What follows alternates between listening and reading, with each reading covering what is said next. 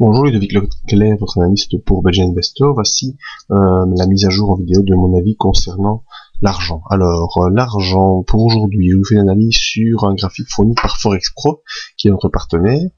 Même chose, bien vous retrouver, c'est un graphique en unité journalière avec le RSI et le MACD.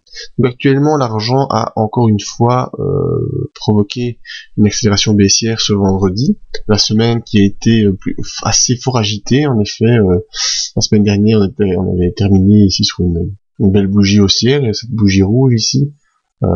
Donc on était bien parti, et ensuite la semaine, eh bien, on a tenté de franchir cette résistance là à 35,13$. On n'y est pas parvenu. Mercredi, on est même venu taper le support ici des 33,043, quasiment sur la M20, vous voyez. Hein.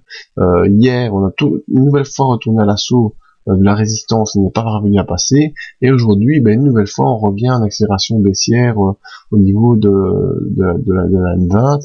Donc c'est assez compliqué pour l'instant au niveau du passage des supports résistance.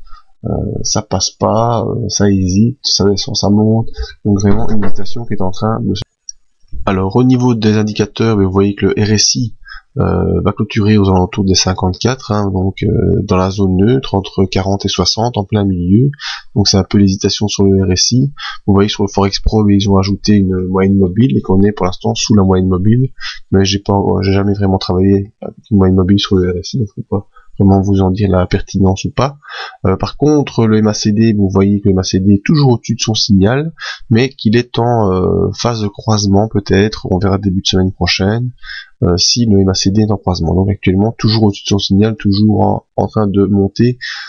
C'est plus ou moins bon, on va dire. Donc vraiment cette zone à surveiller sur l'argent, la zone entre 33,43 et 35,130, zone à surveiller. La grosse zone d'hésitation est toujours au-dessus de la M20, dans le niveau supérieur, entre la bande de Bollinger supérieure et la M20. Donc l'impulsion haussière est toujours bien présente, hein, vous voyez, depuis les 31$, eh bien, on monte progressivement, on latéralise un peu, ici on avait un peu latéralisé, et ici maintenant on latéralise beaucoup plus fort, c'est-à-dire qu'il y a une volatilité plus importante, marque de l'hésitation qui est en cours.